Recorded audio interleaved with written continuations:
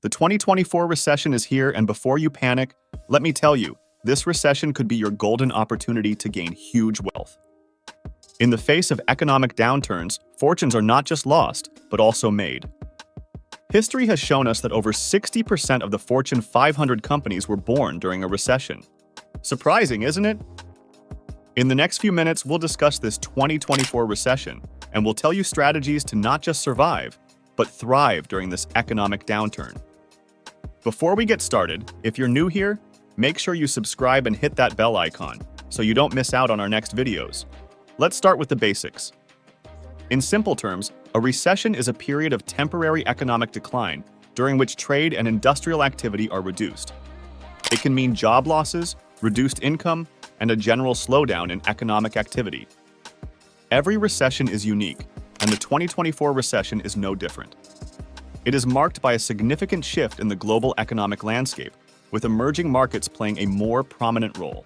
One of the key factors contributing to the 2024 recession is, of course, the global imbalance in trade and capital flows.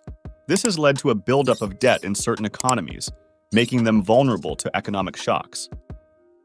Another factor is the disruption caused by technological advancements. Yes, the technology has undoubtedly brought about numerous benefits, but it has also led to job displacements and increased income inequality, contributing to economic instability.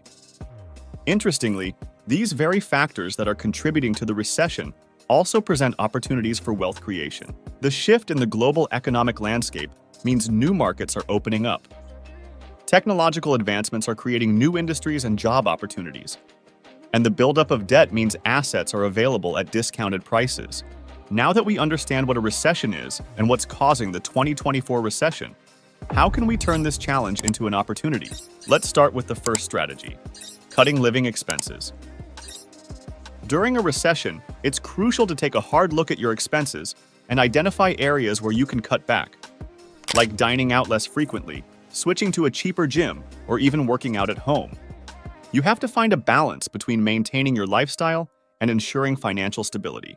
Budgeting is a powerful tool that can help you manage your expenses effectively. It kind of gives you a clear picture of your income and expenses and helps you make better decisions about your spending. Don't make it complicated. Just simply list your income and expenses and make sure that your income covers your expenses. Remember that a budget is only as good as your commitment to stick to it. We all know dining out can be expensive, right? Try cooking at home sometimes. You'd be surprised to know you can save a heavy amount of money and also eat healthier. Recent studies show that during a recession, people tend to tighten their belts when it comes to spending. They cut back on non-essentials like gadgets and dining out, focusing more on the basics like groceries. Interestingly, for every 1% increase in unemployment, the prices of essential items rise by about 1.3 to 1.8%. So, it's wise to be mindful of your spending habits and prioritize what you truly need during tough economic times. Moving on to the second strategy, building an emergency fund. It's the stash of money that you set aside to cover unexpected expenses. During a recession, having an emergency fund becomes even more critical as it often comes with financial uncertainties. You might face an unexpected medical bill, job loss, or a reduction in income. In such situations, this strategy can provide you with the financial cushion you need to weather the storm. According to a survey by Bankrate, more than 36% of U.S. adults have more credit card debt than emergency savings. And nearly 40% of people needed to either dip into or entirely wipe out their emergency funds to stay afloat during the pandemic. So you see how important this strategy is. To start building an emergency fund, many financial experts typically recommend having at least 3 to 6 months' worth of living expenses. However, if you're self-employed or have an unstable income, we think you might want to aim for a larger emergency fund. Once you've determined how much you need in your emergency fund, the next step is to start saving. Right away. You can start small, but you have to do it right away. You can gradually increase your savings over time. Next up, the third strategy is all about developing new skills. Why should I focus on learning new skills during a recession? Well, an interesting survey by LinkedIn says that 94% of employees would stay at a company longer if it invested in their career development. During a recession, the job market becomes more competitive. Employers are looking for candidates who can bring value to their organization. And one of the best ways to stand out is by having a unique and right set of skills. By right skills, we mean which are in demand in the job market, regardless of the economic conditions. These are often referred to as recession-proof skills. For example, digital marketing skills are in high demand and can be learned online. However, you have to find the one that relates with you. So first of all, identify your skills gap. This involves listing the in-demand skills and comparing them with the skills you already have. Once you've identified your skills gap, the next step is to find programs that can help you bridge that gap. Moving on to the fourth strategy, creating passive income sources. It's income that doesn't require your constant attention or effort.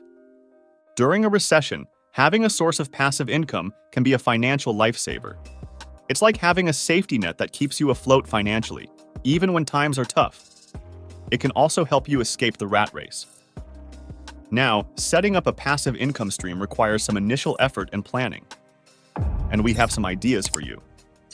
The first one is the famous real estate investments. Investing in real estate can provide a steady income stream in the form of rent. And the good news is that people always need a place to live, recession or not. And if buying property seems daunting, consider REITs that offer dividends. Many professionals use that. The second idea is drop shipping. You sell products without having to worry about inventory or shipping. You list the products on your online store, and when a customer buys, the supplier ships the product directly. This can be a lucrative option, especially during a recession when online shopping is on the rise. The third idea is online courses. If you're a teacher or have great knowledge in a certain area, why not share that with others and make money from it? Creating and selling online courses can be a great source of passive income. Lastly, if you have a large Instagram following, brands might be willing to pay you to post about their products or services. There's a whole discussion on this. You probably heard this a lot, so we won't waste your time on this. Let's get to the fifth strategy, investing wisely.